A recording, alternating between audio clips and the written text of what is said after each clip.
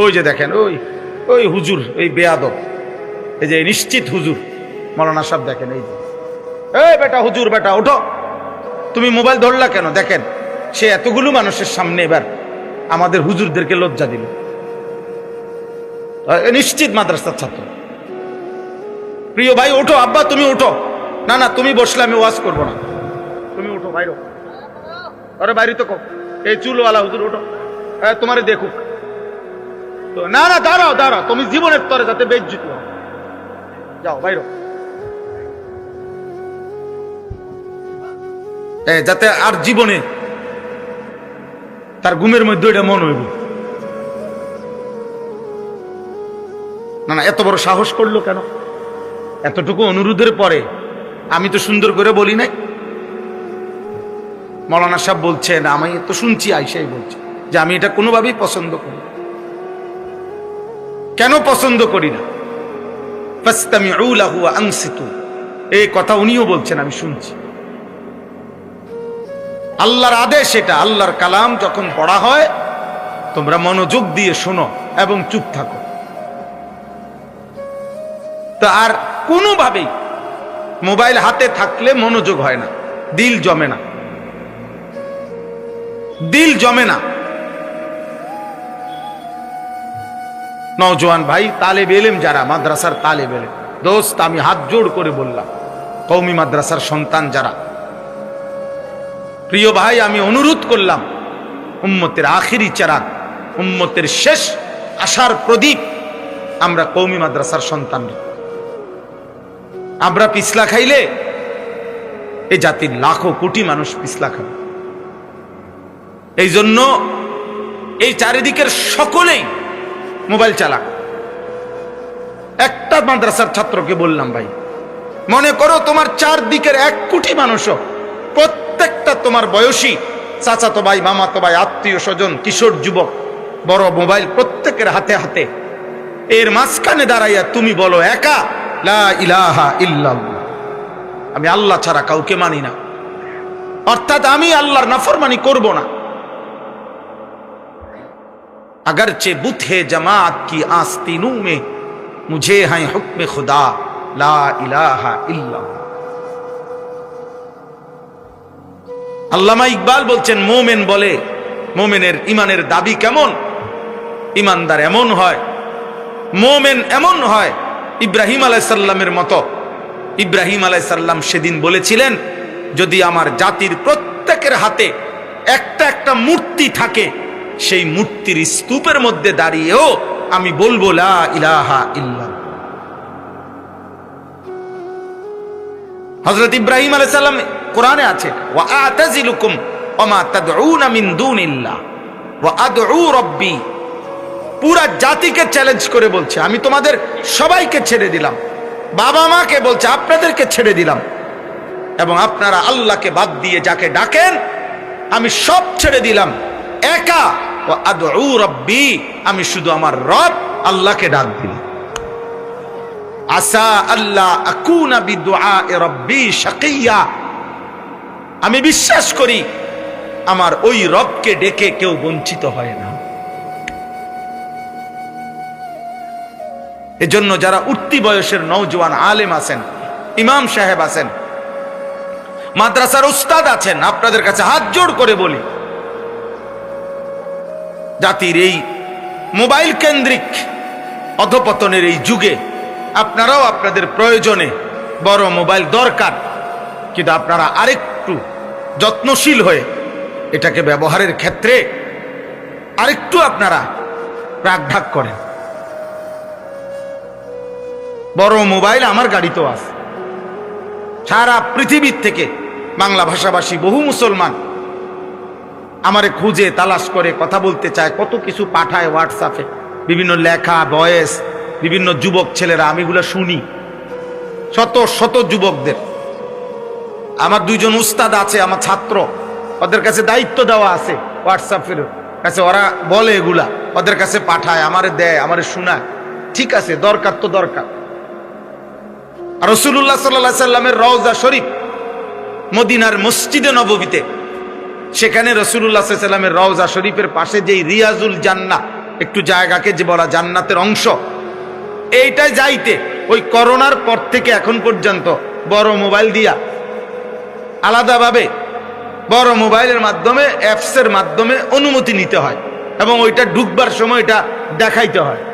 তো আমি এটা দিয়ে কেমনে দেখাবো? তো ওই সময় তো আমি এটা নেই দেখাই যে এই যে আমার অ্যাপস করা, আমার অনুমতি আছে। মানে বুঝাইলাম যে প্রয়োজন তো প্রয়োজনই, ঠিক আছে, এটা হারাম বলে নাই কেউ, কিন্তু এটার যথেচ্ছ ব্যবহার, বিশেষ করে আমরা যারা তালিবে ইলম মাদ্রাসার ছাত্র, মাদ্রাসার সাথে সম্পৃক্ত, আমাদেরকে ইচ্ছায় হোক অনিচ্ছায় হোক মানুষ অনুসরণ করে, খেয়াল করে। আমরা মুক্তাদি না, আমরা মুক্তাদা, আমাদের দিকে মানুষ তাকায়। আল্লাহ আমাদেরকে হেফাজত করেন। কোরআনুল কারীমের মধ্যে আছে, মাওলানা সাহেব শেষ অংশে কথাটুকু বলতেছিলেন, যে যার জুলুমের অংশীদার মনে রাখবেন সেদিন কেউ মাফ পাবেন না। আমি এতটুকু শুনতেছিলাম, এই ব্যস্ততার ভিতর দিয়ে আমি আমার একটা আমল সবসময় চেষ্টা করি যে যেই বলে আমি আমার কথা ওনার কথা শুনতে চেষ্টা করি। কোরআনুল কারীমের সূরা সাফফাতের মধ্যে আছে, আল্লাহ তাআলা কিয়ামতের দিন ফেরেশতাদেরকে বলবেন, প্রত্যেক পাপীর সাথে যাকে জাহান্নামে নেওয়া হবে তার সাথে আরো দুইজনকেও একসাথে করো। উহশুরুল লাযীনা যালামু ওয়া আযওয়াজাহুম ওয়া মা কানু ইয়াবুদুন মিন দুনিল্লাহ। নওজোয়ান, এটা মনোযোগ দিয়ে শুনো, একজন শুনো, একটা ছেলেও যদি বোঝো, তুমি শোনো। আমি আগেই বলছি, আরো এই পরিমাণ মানুষ না, আরো যদি 1 কোটি মানুষ হয় আমার কিচ্ছু আসে যায়, আমি এটা দিয়ে কোনো ঘাস কাটতাম না, এটা আমার কিছু আসে যায়। আমি একেবারে সবসময় মনে করি যে বেনামাজি যার কপালে সেজদা নাই ও আপাদ মস্তক বেয়াদব, ও অসভ্য, আসমানের নিচে জমিনের উপরে সবচেয়ে ঘৃণিত মানুষ, এটা একদম নিকৃষ্ট। কাফের এই জন্য সেজদা দেয় না, সে তো আল্লাহকেই মানে না, সেজদা ইবাদতেই মানে না, তার দুই মানে নাই, হে কিত্ত সেজদা দিল। কুত্তা এই জন্য সেজদা দেয় না, তার উপরে কোনো সেজদার আদেশে নাই। হিন্দু, বৌদ্ধ, ইয়াহুদি, খ্রিস্টান এই জন্য সেজদা দেয় না, সে তো ইবাদতই মানে না, সে তো ইসলামই মানে না, তো আর সে কেন দিবে সেজদা? অথচ তোমরা কি কারণ থাকতে পারে, তোমরা কি কারণে মুসলিম পরিচয় দেওয়ার পরেও সেজদা দিলা না কেন, নামাজ পড়লা না কেন? বলো ভাই, একজন ছেলে তোমারে কি আল্লাহ সামান্যতম বিবেক দেয় না? এতটুকু লজ্জা, অনুভূতি, হায়া, শরম আল্লাহ দেয় নাই? তোমার এটা কোন আইটেম হলো? একটা কুকুরের সাথে তো মিলে না, কারণ কুকুর তো এই জন্য সেজদা দেয় না, তাকে আল্লাহ সেজদা দিতে বলে নাই। বেঈমান তো এই জন্য সেজদা দেয় না, যেহেতু সে ঈমানে নাই। তোমার সমস্যাটা কি? তোমার তুলনা কার সাথে? আমি তো খুঁজে পাইনি। এই জন্য আমি বেনামাজিকে কোনো আইটেমে বা খুঁজে পাই, তে কোনো মানুষের জাতে না। এটা এক ধরনের দুনিয়া ভোগকারী চতুষ্প জন্তু, জানোয়ারের মতো, যে জীবন মনে করছে খায়, ঘুমায়, পেশাব পায়খানা করে, লজ্জাস্থানের চাহিদা পূরণ করে, খালাস। পূরণ হইলে তৃপ্ত, পূরণ না হইলে অতৃপ্ত, এবং ব্যস্ততা এটা নিয়ে, কখনো পেটের চাহিদা, কখনো লজ্জাস্থানের চাহিদা, এই দুই চাহিদা নিয়েই ব্যস্ত জীবন। পেটের চাহিদা পূরণের জন্য হাজারো আইটেম, লজ্জাস্থানের চাহিদা পূরণের জন্য হাজারো আইটেম, খালাস। এই দুই চাহিদা পূরণের জন্যই দৌড়ঝাঁপ করছে। কিয়ামতের দিন আল্লাহ তাআলা ফেরেশতাদেরকে বলবেন, প্রত্যেক জাহান্নামী পাপীর সাথে আরো দুইজনকে একত্র করো। উহশুরুল লাযীনা যালামু, আল্লাহ বলবেন ফেরেশতারা তোমরা একত্র করো 1 নম্বর পাপীকে, 2 ওয়া আযওয়াজাহুম, তার পাপের সঙ্গীকে। পাপের দোসর, তার পাপ কাজের সহযোগী। সে যাকে বন্ধু বানাইছে অথবা সে যার বন্ধু হইছে, সে যার সঙ্গ নিয়ে, যার সান্নিধ্য নিয়ে পাপ করছে, গুনাহ করছে, মদ খাইছে, জুয়া খেলছে, নারী দেখছে, ছবি দেখছে, উলঙ্গ দৃশ্য দেখছে, মদ সুদ খাইছে, ঘুষ খাইছে, কিস্তি নিছে, খুন করছে, সন্ত্রাসী করছে, চাঁদাবাজি করছে, রাহাজানি করছে, কুফর করেছে, শিরিক করেছে, অন্যায় করেছে, জুলুম করেছে, জীবনটা লন্ডভন্ড করে দিছে, তছনছ করে দিছে। একবারও ভাবে নাই, একবারও দাঁড়ায় নাই, একবারও বিরতি নেয় নাই যে হায় আমি কে, কোত্থেকে আসলাম, কে আমারে বানাইলো, কে আমারে সৃষ্টি করলো, কেন আসলাম দুনিয়ায়, আমি কি করছি।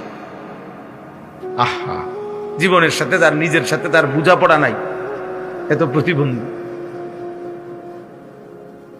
যার মধ্যে এই অনুভূতি নাই, ওই অনুভূতি কাজ করে না, আল্লাহ তাআলা বলবেন ওই পাপের দোসর, পাপের সঙ্গী, পাপের সহযোগী তাকেও জমা করো। আর হলো ওয়ামা কানু ইয়াবুদুনা মিন দুনিল্লাহ, এবং তারা আমি আল্লাহকে বাদ দিয়ে যাকে ডাকতো, যার বন্দিগি করত, যার উপরে ভরসা করত, মিন দুনিল্লাহ, আল্লাহকে বাদ দিয়ে। মনে রাখবেন, আমি কিংবা আপনি, জওয়ান কিংবা বুড়া, প্রত্যেক পাপী পাপের মুহূর্তে সে এটা নিশ্চিত যে সে আল্লাহর উপরে ভরসা রাখে না। আল্লাহর উপরে ভরসা করে কোনো পাপ করে না কেউ। তখন সে দুনিয়াবি কিছু না কিছু, হয় শরীর, নয় স্বাস্থ্য, নয় যৌবন, নয় নেতা, নয় কর্মী, নয় ক্ষমতা, নয় টাকা, নয় সম্পদ, নয় জনবল, একটা না একটা কিছুর উপরে সে কি করে, ভরসা করে। তার ওইটা আছে দেখা, হয় স্বাস্থ্য আছে, নয় যৌবন আছে, নয় ক্ষমতা আছে, নয় টাকা আছে, নয় লোক আছে, নয় মূর্তি আছে, নয় দেবতা আছে, একটা না একটা কিছু আছে। এই জন্য সে আল্লাহর উপর থেকে সরে গেছে, আস্থা আল্লাহকে ছেড়ে দিছে, এই জন্যই পাপ করতেছে। আল্লাহ বলেন, খুঁজে খুঁজে ওই যাকে সে ভরসা করছে, সেটা মানুষ হোক, মূর্তি হোক, বস্তু হোক, ওটাও আনো, ওরাও একত্র করো। এই তিনজন, পাপী, পাপের সঙ্গী পাপীর, আর হলো আল্লাহকে বাদ দিয়ে সে যার উপরে নির্ভর করত তাকে। আল্লাহর কসমের পরে আল্লাহ বলবেন, ফাহদুহুম ইলা সিরাতিল জাহিম, এই তিন নাফরমানকে একসাথ করে জাহান্নামের পথ দেখায় দেন। আল্লাহ তাআলা ফেরেশতাদেরকে বলবেন, প্রত্যেক পাপী, পাপের সঙ্গী এবং আল্লাহকে বাদ দিয়ে সে যাকে নির্ভর করত, ডাকত, বন্দিগি করত, নির্ভর করত, আল্লাহ বলবেন এই তিনটাকে একত্র করে তোমরা জাহান্নামের পথে দাঁড় করাও। এরপরে বলছে যে ওয়াকিফুহুম ইন্নাহুম মাসউলুন, এই যে কাগরে দাঁড় করাও মানে লাইন ধরাইয়া জাহান্নামের রাস্তার দিকে দাঁড় করাও। কেন? ইন্নাহুম মাসউলুন, ফেরেশতাদেরকে প্রথম দায়িত্ব দিবে এই প্রত্যেক পাপীর সাথে এই তিনজনকে দাঁড় করাও। দাঁড় করাইয়া এইবার আমি আল্লাহ, আমি নিজে জিজ্ঞেস করবো। এবার ইন্নাহুম মাসউলুন, এবার আমি আল্লাহর পক্ষ থেকে জিজ্ঞেস করা হবে, বান্দা এত বড় আসমান দিয়ে আমি একটি সেজদা কেন পাইলাম না? এত বড় জমিন দিয়ে আমি একটা সেজদা কেন পেলাম না? এত বড় কায়নাত দিয়ে আমি একটা সেজদা কেন পেলাম না? একটা একটা করে সুম্মা লাতুসআলুন্না ইয়াউমাইদিন আনিন নাঈম। খোদার কসম আল্লাহ বলছে, বান্দা একটা একটা নিয়ামত, একটা নিঃশ্বাস, এক লোকমা খাবার, এক ঢোক পানি, হাতের একটা নড়াচড়া, চোখের এক একটি পলক, কানের এক এক শ্রবণ শক্তি, আমি তোমারে যা দিছি এই সৃষ্টির সবকিছু নিয়ামত আমি জিজ্ঞেস করব। হাদিসের মধ্যে আছে, হযরত ওমর রাদিয়াল্লাহু তাআলা আনহু 3 দিন ক্ষুধার্ত থাকার পরে আল্লাহর নবী সাল্লাল্লাহু আলাইহি সাল্লামের সামনে 2টা খেজুর আর একটু পানি পান করছেন। নবীজি সাল্লাল্লাহু আলাইহি ওয়াসাল্লাম বলছেন, ওয়াল্লাহি লা তুসআলু আন হাযান নাঈম, আল্লাহর কসম ওমর, কিয়ামতের দিন এই 2টা খেজুর আর এটুকু পানির জন্য তোমাকে আল্লাহ জিজ্ঞেস করবেন যে ওমর এটুকু পানি আর খেজুরের কি শুকর আদায় করেছে? বলো না আব্বা। আজকের সারাটা দিন যারা পূর্ণ সুস্থ ছিল, নওজোয়ান ভাই, সারাদিনে যার কোনো মাথা ব্যথা হয় নাই, পেটে ব্যথা হয় নাই, চোখে কোনো সমস্যা হয় নাই, হাত পা অঙ্গ প্রত্যঙ্গ যাদের সচল স্বাভাবিক, এত বড় নিয়ামত ভোগ করার পরে এই নিয়ামত দাতা মালিককে একটা সেজদা যারা দিলা না, কেন দিলা না আব্বা?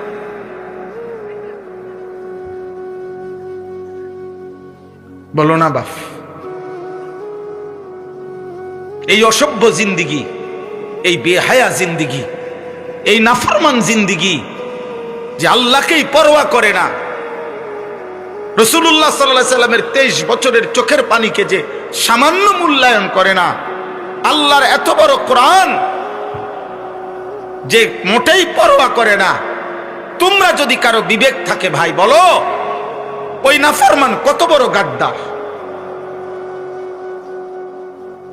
এই বেয়াদব কত বড় বেয়াদব। তাকে নামাজের সেজদা দিতে তো একজন মেম্বার চেয়ারম্যানে বলে নাই যে সামান্য একটা মেম্বার সাহেব আমনে কিতা আমনের কথা শুনতে হইবে, আমনে কিতা হয়ে গেছেন, আপনি একটা চেয়ারম্যানে নামিয়া আর কি দামিয়া, আপনি একজন এমপি সাবে না।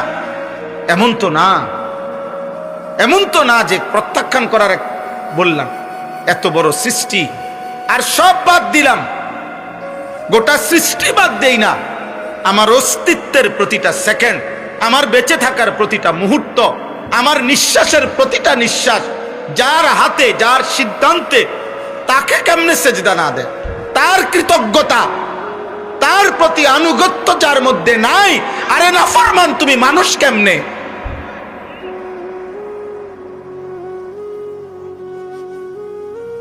আহা, কে তোরে শিখাইলো? কি তোরে শিখাইলো? কে তোকে আল্লাহ ভুলায় দিল? কে তোকে কৃতজ্ঞতা ভুলায় দিল? ছি ছি ছি ছি। এই জন্য তো আমি প্রায় বলি, এখনো বেটা আমরা যারা কোরআন সুন্নাহ মাদ্রাসায় পড়াই, কোরআন সুন্নাহর পড়ার পরে আমাদের বাচ্চারা যা শিখে, তার কাছে আসতে গোটা পৃথিবীর, গোটা ইউরোপের সমস্ত পড়ালেখা যদি ট্রাকে করেও আনে বইপত্র নিয়ে আমাদের সামনে দাঁড়াইতে, কোরআন সুন্নাহর এলেমের সামনে, আমাগো নুরানির বাচ্চার সামনে আরো 1 কোটি বছরও তো পারবে না ইনশাআল্লাহ। বেটা চ্যালেঞ্জ করলাম বেটা, কোরআনুল কারীমের সূরা ফাতিহার সামনে বেটা, এই যে হাফেজে কোরআন যাকে পাগড়ি দেওয়া হইল, তার 1 লাইন কোরআনের সামনে তোদের দুনিয়ার বাকি পড়ালেখার পার্থক্য অথবা এটার সাথে এটার সমকক্ষতা কেমনে হবে? কেমনে হবে? মিয়া কি পড়লা, কি শিখলা? কৃতজ্ঞতা বোধ যার মধ্যে নাই, তাকে পৃথিবীর কোন সভ্য মানুষ বলে না। আর আল্লাহর প্রতি কৃতজ্ঞতা বোধ আমাদের থাকা, এটা জরুরি, এটা জরুরি। আল্লাহ কোরআনে বলছেন, আমি রাত বানাই, দিন বানাই, কেন? লিমান আরাদা আন ইয়াযাক্কারা আও আরাদা শুকুরা, যারা আমার স্মরণ করতে চায় এবং আমার কৃতজ্ঞতা আদায় করতে চায়, শুকর আদায় করতে চায়। ওয়াশকুরুলি ওয়ালা তাকফুরুন, আল্লাহ বলছে বান্দা আমি তোমাকে বলছি আমার শুকর আদায় করো, আমার অকৃতজ্ঞ হয়েও না। আনিশকুরলি ওয়ালি ওয়ালিদাইকা, আল্লাহ বলছে বান্দা প্রথম শুকর আমি আল্লাহর আদায় করো, এবং দ্বিতীয় শুকর তোমার মা বাবার আদায় করো। কৃতজ্ঞতা। আমি যদি উনারে বলি গত 5 বছর যাবৎ ধরে নেন মৌলানা সাহেবকে আমি 5000 করে টাকা দিছি, উনার পড়া লেখার খরচ দিছি, সুখে দুঃখে উনারে আমি সহযোগিতা করছি, সব মিলাইয়া গড়ে 10,000 টাকা উনার পিছনে আমার ব্যয় হয়েছে। তাহলে 1 বছরে 1,20,000 টাকা, 5 বছরে কত ধরেন না 6 লাখ টাকা। তাহলে আমি উনার পিছনে 5 বছরে মনে করেন 6 লক্ষ টাকা খরচ করছি। করার পরে আজকে 5 বছর পরে উনিও আমার চিনে না, উনিও আমার কি চিনে না, উনি আমার প্রতি কোনো কৃতজ্ঞতা বোধে ওনার মধ্যে নাই। তখন আমি কি বলবো? পৃথিবীর মানুষ কি বলবে? যে বেটা আজকে 5টা বছর পরে প্রতি মাসে 10,000 করে টাকা দিয়ে গেছি, তোর সুখে দুঃখে রোগে সুখে আমি তোর পাশে ছিলাম। আজ 5 বছর পরে তুমি আমারে চেনো না, তুমি মানুষের বাচ্চা, অকৃতজ্ঞ। মানুষ বলবে কি না বলেন নাকি? তাহলে এত বড় সৃষ্টি কায়নাত, এই আসমান জমিন চাঁদ সূরজ গ্রহ নক্ষত্র আলো বাতাস রোদ বৃষ্টি পাহাড় সূর্য চন্দ্র গ্রহ নক্ষত্র ক্ষেত ফসল ফুল ফল, এই সৃষ্টির এত কিছু এবং আমার অস্তিত্বের সবকিছু দিয়ে যিনি আমি, যাকে আমি একটা সাজদা দেই না, এই নাফরমান মানুষের বাচ্চা হয় কেন? এই অকৃতজ্ঞ মানুষের বাচ্চা হয় কেন? বেটা তোমারে কে শিখাইলো? কি পড়ালেখা শিখছো বলো আব্বা? এতটুকু ভদ্রতা শিখলা না? দুনিয়ার মানুষ তো একটা বাচ্চাকে যদি কেউ চিপস দেয়, 10 টাকার একটা চিপস কিনে দেয়, বিবেকবান মানুষ, বিবেকবান ভদ্রলোক, ভদ্র মহিলা ভদ্র পুরুষ তার বাচ্চাকে শিখায়, আব্বু আঙ্কেলকে থ্যাংক ইউ বলো, আঙ্কেল তোমাকে কি দিছে? চিপস দিছে, থ্যাংক ইউ বলো, আঙ্কেলকে থ্যাংক ইউ দাও। এটা ভদ্রতা তোমার, মানে কৃতজ্ঞতা আদায় করো। 5-10 টাকার একটা চিপসের যদি বেটা কৃতজ্ঞতা হয়, এত বড় আসমানের কৃতজ্ঞতা নাই? বলো না ছেলের আব্বা বলো। তাইলে কেন সেজদা দিলা না আব্বা? কেন দিলা না বলো? এখন চলে যাও। আমি বক্তার তামসা দেখতে আসছিলাম, আমারে দেখতে আসছিল না? তোমরা তো নামাজ পড়তে আসো নাই, আল্লাহর কথা শুনতে আসো নাই। আল্লাহকে তো তোমরা চিনোই না, আল্লাহকে তো চিনোই না, সেজদা কি তো বুঝোই না, কোরআনকে তো তোমার কলিজায় নাই, তোমার আখেরাতকে তো তোমার বুঝেই ধরে না। তাহলে এক বক্তারে তো দেখতে আসছিলা, তো এখন তো দেখলে, এখন যাও। বেনামাজি বাইর হও, বাইর হও আব্বা, তুমি বাইর হও। হইল তো, দেখছো তো ছাড়ছে, এখন যাও। ছি ছি ছি বেটা, আফসোসের বিষয় বেটা, আফসোসের বিষয়। অকৃতজ্ঞ ব্যক্তি মানুষ হয় না, না শুকর মানুষ মানুষ হয় না। মানুষ বলে তারে বেটা তুই নিমক হারাম। বেটা নিমক হারাম মানে কি? নিমক মানে লবণ, সামান্য লবণ, লবণের কৃতজ্ঞতা যার মধ্যে নাই, পরে মানুষ বলে নিমক হারাম। নিমক মানে লবণ, তোরে আমি লবণ দিছি বেটা, তো আমার কৃতজ্ঞতা দেখাইলাম। লবণের জন্য যদি কৃতজ্ঞতা না দেখায়, তাহলে যদি দুনিয়ার মানুষ নিমক হারাম বলে, এত সৃষ্টির বিপুল আয়োজন দিয়ে যে মালিক আমার কাছ থেকে একটা সেজদা পেল না, আমি কি পরিমাণ অকৃতজ্ঞ। ছি ছি ছি ছি ছি বেটা। আরে আখেরাত তো বেটা আছেই বেটা আব্বা, দুনিয়াতেও তোকে ভদ্রলোক বলবে কি, ভালো মানুষ বলবে কি, বলো আব্বা। এজন্য দয়া করে আমি অনুরোধ করি বাপ, এই ধমকের মাকসাদ আল্লাহ যেন ওই তালেব ইলমকেও কবুল করে, আল্লাহ যেন তাকেও হক্কানি রব্বানি আলেমে দ্বীন বানায় দেয়। আমার এটা কথা আমি বুঝি, এটা আমার অস্থিরতা, এটা আমি একটা পেরেশানির কারণে আসলে এই রাগারাগি করি, আমার একটা অস্থিরতা। আমি কোনো 21 বছর ধরে আলহামদুলিল্লাহ আল্লাহর দয়ায় ওয়াজ করা শুরু, আমি আগে এরকম ধমক দিতাম না কেউ, কিন্তু আমার উদ্দেশ্য একটাই। তো একটু যদি অনেক সময় হয় মনোযোগী হইলে, শতভাগ আন্তরিকতা হইলে, ধীরে ধীরে কারো না কারো দিলে লাগে। আর আল্লাহর দয়ায় কেউ না কেউ বদলায়। আগামী প্রজন্ম, তোমরা আগামী আরে আব্বা 12 তারিখ পৃথিবীর শেষ নির্বাচন না, কথা বলে না? 12 তারিখ পৃথিবীর শেষ নির্বাচন। 12 তারিখ ইসরাফিল ফু দিবে নাকি? তোমরা বড় হইবা আরো, আল্লাহ যদি তোমাকে হায়াত দেয়, তোমাদের যাদের 14, 16, 18, 20, 25 বছর বয়স, একটা সুন্দর সময় তোমাদের, একটা গোল্ডেন টাইম, একটি সোনালী সময় তোমার। আশ-শাবাবু বাইনা দুআফাইন, তাফসীরের মধ্যে আছে যৌবন হচ্ছে মানুষের 2টি দুর্বলতার মাঝে। অর্থাৎ এখানে একটা কাপড় দিছে, এখানে একটা কাপড়, এই যে দেখেন 2 পাশের কাপড় দিয়ে ব্যারিকেড দিয়ে বুঝাইছে এতটুকু জায়গা মাহফিলের জন্য আজকে কি করা হয়েছে, নির্ধারণ করা হয়েছে, ঠিক না? তো আল্লাহ তাআলা বলছে, বান্দা, আল্লাহুল্লাযী খালাকাকুম মিন দুফিন সুম্মা জাআলা মিন বাদি দুফিন কুওয়া সুম্মা জাআলা মিন বাদি কুওয়াতিন দুফান ওয়া শাইবা।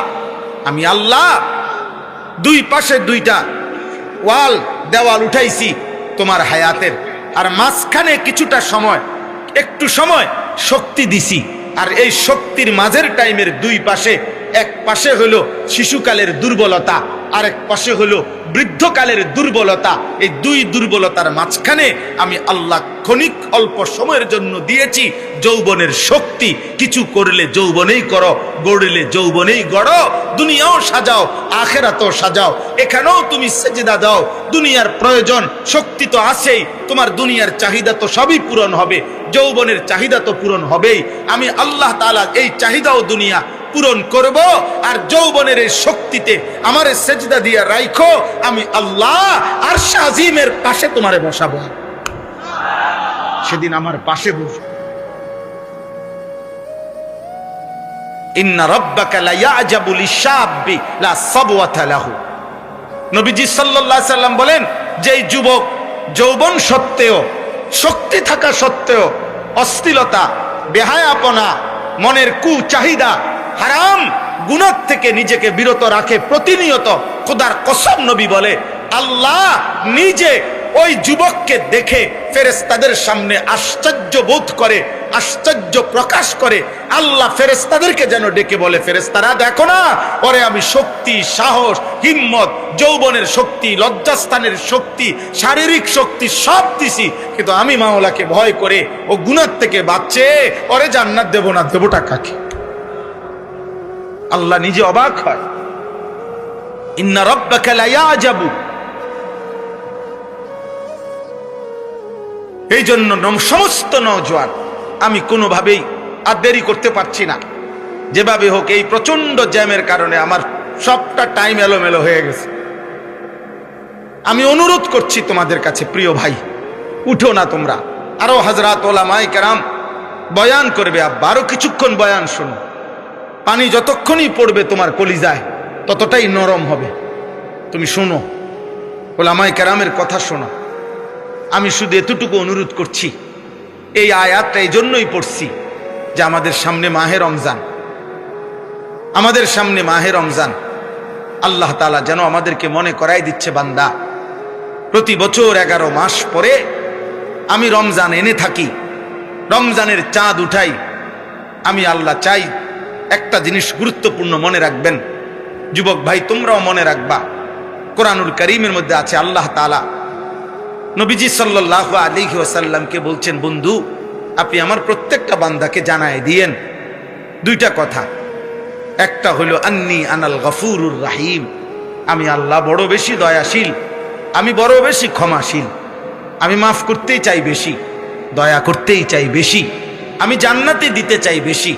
তবে এতটুকু বললেন, ওয়া আন্না আযাবি হুয়াল আযাবুল আলীম, আমার শত সুযোগ, শত ব্যবস্থাপনা, জাহান্নাম থেকে বাঁচার বিভিন্ন পদ্ধতি, বিভিন্ন বিষয় আমি আল্লাহ দেওয়ার পরেও যে নাফরমানি করে জাহান্নামে যাবে, তারও বলে দিয়েন আমার জাহান্নামের আযাব কিন্তু বড় কঠিন, আমার আযাব কিন্তু বড় কঠিন। বন্ধু, এটা ওরে শুনাইন, ওরে এটা জানায়েন। তো কোরআনুল কারীমের এই বক্তব্য দ্বারা উলামায়ে কেরাম তাফসীরের মধ্যে আছে, একটা সহজ জিনিস বুঝেন। একটা হলো, আমার কাছে লাঠি আছে, আমার কাছে মায়া আছে। মানে আমি বললাম, দেখ আমি কিন্তু মায়াও করি, কিন্তু আমার কাছে কিন্তু লাঠি আছে, মানে আমি ফিডাও দিতে জানি, এই তো না। কিন্তু নিয়ম হইল যে মায়াও আছে, লাঠিও আছে। তফাৎ কি? তফাৎ হইল লাঠি ওইখানে, মানে লাঠি তো আমি না, লাঠি একটা ভিন্ন জিনিস, ওইটা আমাকে নিতে হবে, এরপরে ফিডা দিতে হবে। আর মায়া যেইটা, দয়া যেইটা, এটা তো আমার ভিতরেই আছে, এটা আমার কি সত্তার মধ্যেই আছে, এটা তো আলগা খান থেকে আনতেই তো না। এই জন্য মুফাসসিরিনে কেরাম বলেন, আল্লাহর শাস্তির চাইতে আল্লাহর দয়া, আল্লাহর মাগফিরাত, আল্লাহর ক্ষমা এটা বেশি। লাঠি নিবার আগেই বান্দা যদি চোখের পানি ফেলে দেয়, আর আল্লাহ বলবেন লাঠি তো নিবে ওইখান থেকে, শাস্তি তো দিবে আলগা জায়গা থেকে, মাগফিরাত তো রহমত তো আল্লাহর সত্তার মধ্যেই আছে। এজন্য আল্লাহ তখন তার চাইতে আগে বলবে, যা বান্দা চোখের পানি দেখে মাফ করে দিলাম। এই জন্য দোস্ত, আল্লাহ বহুভাবে চায়, বিভিন্ন আঙ্গিকে ইউরিদুল্লাহু বিকুমুল ইউসরা। আল্লাহ বলছে বান্দা আমি তোমার জন্য সহজটা চাই, আমি তোমার জন্য কঠিন করতে চাচ্ছি না। আমি আল্লাহ তোমাকে জান্নাত দিতে চাই বান্দা, আমি জাহান্নাম দিতে চাই না বান্দা। এভাবে বারবার কোরআনে আছে। আল্লাহ বলছে বান্দা আমি জান্নাত দিতে চাই। এই জন্য কত ভাবে একবার বলছে বান্দা 11 মাস আমার ইবাদত করো, এবার আবার বলছে আচ্ছা যাও বান্দা 11 মাসে ঘাটতি হইছে, কমতি হইছে, আচ্ছা এবার ঘুরে দাঁড়াও, আমি আবার 11 মাসের চাইতেও বেশি দামি করে আরেকটা মাস দিলাম। এই মাসটা রমজান, এটার একটা সেকেন্ড হীরা মণি মুক্তার চাইতে দামি বানায় দিলাম। এখানে তুমি সেজদা দিবা একটা, হিসাব উঠবে 70টা।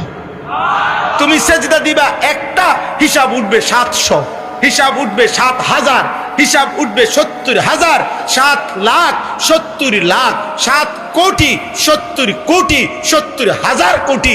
কারো জন্য আল্লাহ বলবে ফেরেশতা তুমি নাকি লেখো না, আমি আল্লাহ নিজে লেখব। সেই রমজান আমাদের সামনে, সেই রমজান আমাদের সামনে। আর অল্প কয়দিন, আর 1 মাস বাকি নাই। আমি দয়া করে অনুরোধ করছি, আল্লাহ তাআলা ওয়াদা দিবেন, ইয়া আইয়ুহাল্লাযীনা আমানু কুতিবা আলাইকুমুস সিয়াম কামা কুতিবা আলাল্লাযীনা মিন ক্বাবলিকুম লাআল্লাকুম তাত্তাকুন। কিছুক্ষণ উপাস থাকা রমজানে দোস্ত, এতটুকুর নাম রমজান না, এতটুকুর নাম না রোজা না, এটা শ্রেষ্ঠতম আজিমুশ শান একটি ফরজ ইবাদত। আল্লাহর নবী সাল্লাল্লাহু আলাইহি সাল্লামের জবানে বর্ণিত ইসলামের মৌলিক 5টি ভিত্তির এটা একটি অন্যতম ভিত্তি। আল্লাহর ওয়াদা লাআল্লাকুম তাত্তাকুন, বান্দা তুমি রমজান মাসের চাঁদ দেখবা, আমার বন্দিগি আমার গোলামি গুনাহ ছেড়ে দিবা, আমার ইবাদতে লেগে যাবা, ঈদের চাঁদ উঠবে, আমি আল্লাহ তোমাকে মুত্তাকি বানিয়ে জান্নাতি বানায় দেব। এই জন্য একটা যুবক, প্রিয় ভাই নওজোয়ান, আমি তোমাদেরকে বলি, মাহে রমজানকে সামনে রেখে তুমি প্রস্তুতি নাও। এবারে রমজানকে সামনে রেখে তুমি বদলাইবার সিদ্ধান্ত নাও। তুমি নিয়ত করো এটাই হয়তো জীবনের শেষ রমজান যদি আমি পাই, আর তার আগেও হয়তো মৃত্যু হইতে পারে। এই জন্য ভাই আমার, বন্ধু আমার, আল্লাহ তাআলার ওয়াদা লাআল্লাকুম তাত্তাকুন। রমজান আমাদের সামনে আসতেছে। আমি ব্যক্তিগতভাবে, আমরা সারা পৃথিবীর ওলামায়ে কেরাম, আল্লাহর প্রিয় বান্দারা রমজানের জন্য কেউ 6 মাস, কেউ 1 বছর, কমপক্ষে নবীজির সুন্নাত মোতাবেক 2 মাস আগে থাকতে তো যেই কোনো ইমানদার মোমেন রমজানের প্রস্তুতি নিতে শুরু করে। আল্লাহুম্মা বারিক লানা ফি রাজাব ওয়া শাবান ওয়া বাল্লিগনা রমাদান, এই আলোকে তো প্রস্তুতি নিতে শুরু করে। এই জন্য দোস্ত, রমজানকে সামনে রেখে আমি প্রত্যেকটা কিশোর যুবক, প্রিয় ভাই, প্রিয় নওজোয়ান, তোমাদের কাছে আমার অনুরোধ, আমার শেষ কথা, তোমাদের কাছে আমি একটা কথা বলি, মনে রাখো যে সেদিন মক্কায় আবু জেহেল বলছিল, মুহাম্মদ আমি মক্কার সবচেয়ে সম্ভ্রান্ত ব্যক্তি, আমারে ছাড়া তুমি চলবা কেমনে?